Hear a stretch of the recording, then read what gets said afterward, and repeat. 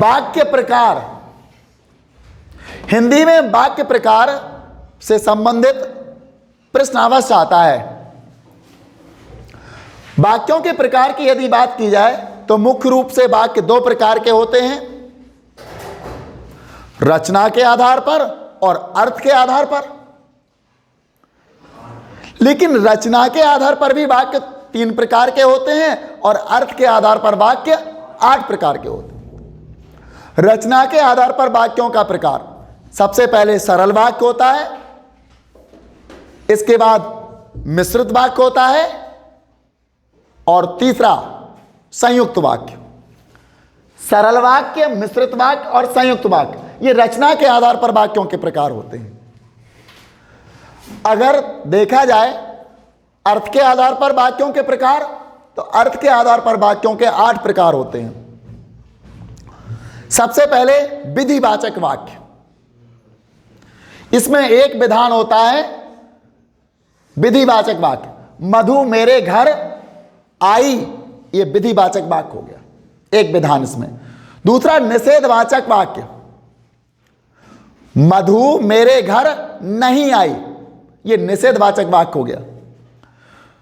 आज्ञार्थक वाक्य होता है तीसरा, अर्थ के आधार पर वाक्यों के प्रकार में तीसरे नंबर का आज्ञार्थक वाक्य होता है। अंग्रेजी में इंपरेटिव सेंटेंस होते हैं ऑर्डर या आज्ञा के लिए। मधु मेरे घर आकर मिले।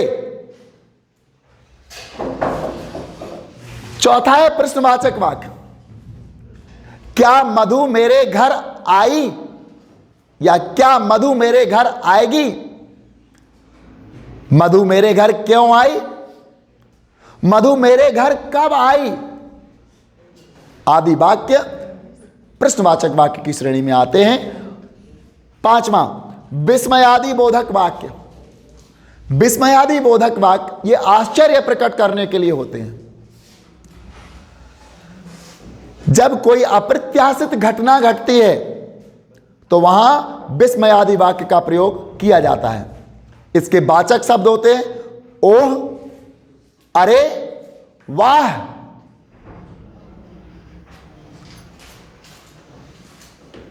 अरे सचिन आउट हो गया,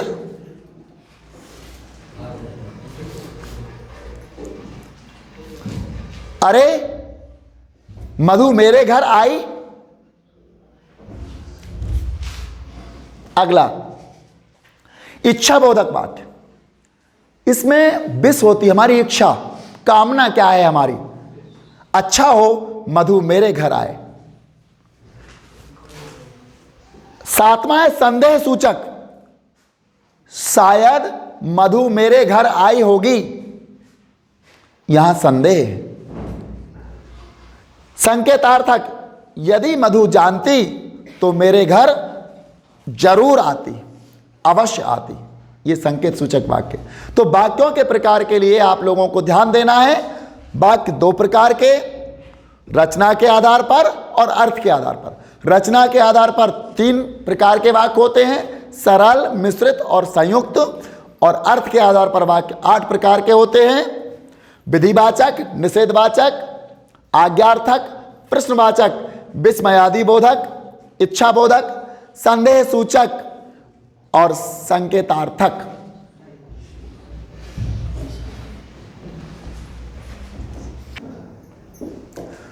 भाव पल्लवन,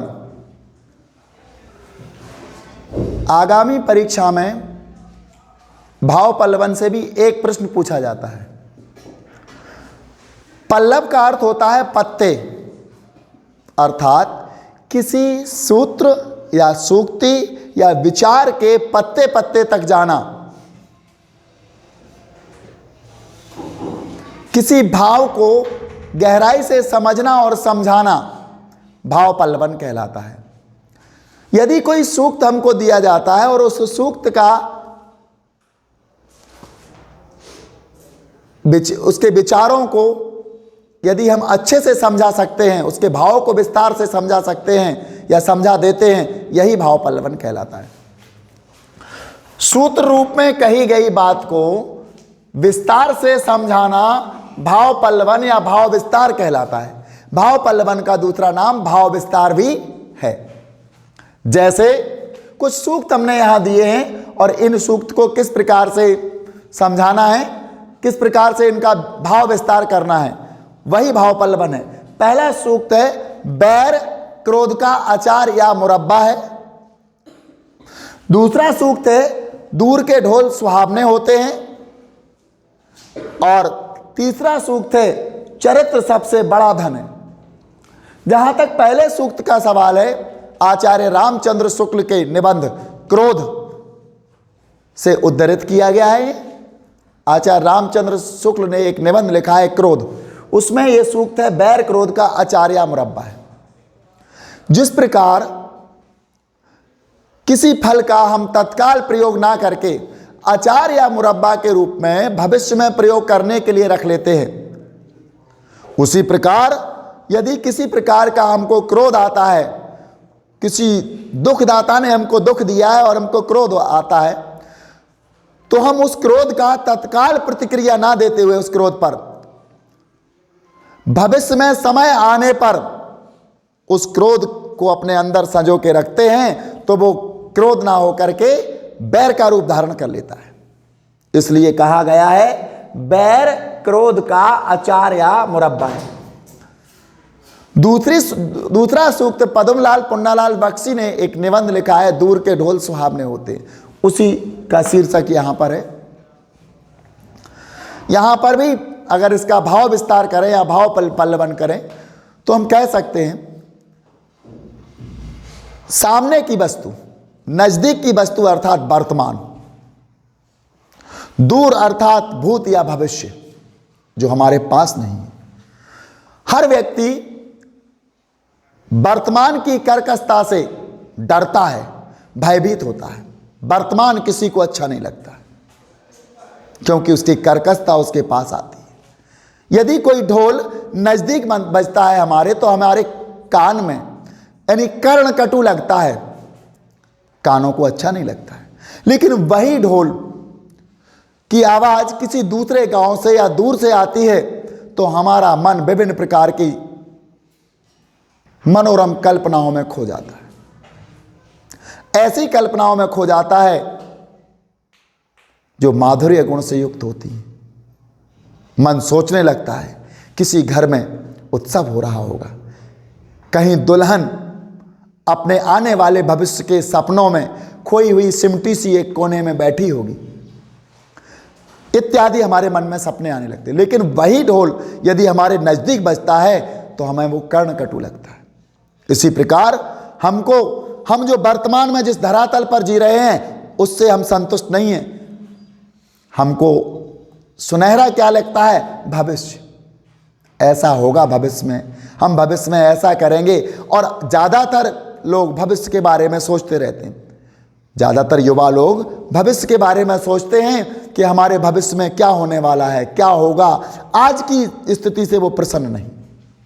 अगर वर्तमान में जो वो जी रहे हैं तो वो इस स्थिति से प्रसन्न नहीं है, उनके मन में तो भविष्य भरा हुआ है।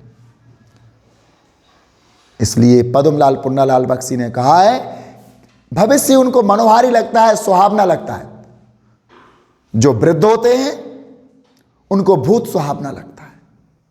भूतकाल, हमारे समय में तो ऐसा होता था, हमारे समय में तो वैसा होता था। और युवा भविष्य में हम ऐसा करेंगे, बस समय आने दो में हम ऐसा करेंगे, कुछ समय की बात है हम ऐसा करेंगे, हम कलेक्टर बनेंगे, हम एसपी बनेंगे, हम बड़े नेता बन जाएंगे। लेकिन वर्तमान के प्रति किसी का लगाव नहीं है। वर्तमान सबको बुरा लगता है क्योंकि वर्तमान से हमारा सीधा सामना होता है। तो दूर के ढोल सुहावने का भी भाव पल्लवन हो गया। चरित्र सबसे बड़ा धन है। हमारे यहाँ महान पुरुषों ने, ऋषि मुनियों ने और बड़े बड़े विद्वानों ने यही कहा है कि चरित्र सबसे महान धर्म है। चरित्र एक बार बिगड़ जाए तो दोबारा बन नहीं सकता। धन को दोबारा हम कमा सकते अपने श्रम के बल से, अपने शारीरिक श्रम से, अपने बौद्धिक श्रम से। धन कितना भी कमाया जा सकता है, लेकिन चरित्र हमें पैसे से नहीं मिलता। चरित्र पैसे से प्राप्त नहीं होता है। चरित्र तो हमारे का तो निर्माण किया जाता है और जीवन में एक बार ही चरित्र बनता है। अगर चरित्र से हम भटक गए और हमारा चरित्र किसी प्रकार से खराब हो जाता है तो चरित्र हमें दोबारा प्राप्त नहीं होता है। इसलिए कहा गया चरित्र सबसे बड़ा धन है। जिसके पास चरित्र है, जो लोग सच्चरित्र हैं, वो कभी किसी के सामने हाथ नहीं फैलाते, ना ही वो किसी के सामने झुकते, क्योंकि उनका चरित्र ही इतना अच्छा होता है। आज के युग में या हमारे युगों युगों से हम देखें तो चरित्र की ही पूजा होती आई है। महात्मा बुद्ध के चरित्र की पूजा, राम के चरित्र की पूजा, कृष्ण के चरित्र की पूजा, भीष्म पितामह के चरित्र की पूजा, हमेशा चरित्र की पूजा होती आई है। चरित्रवान लोग हमारे यहाँ पूजे जाते हैं। इसलिए कहा गया चरित्र सबसे बड़ा धन है।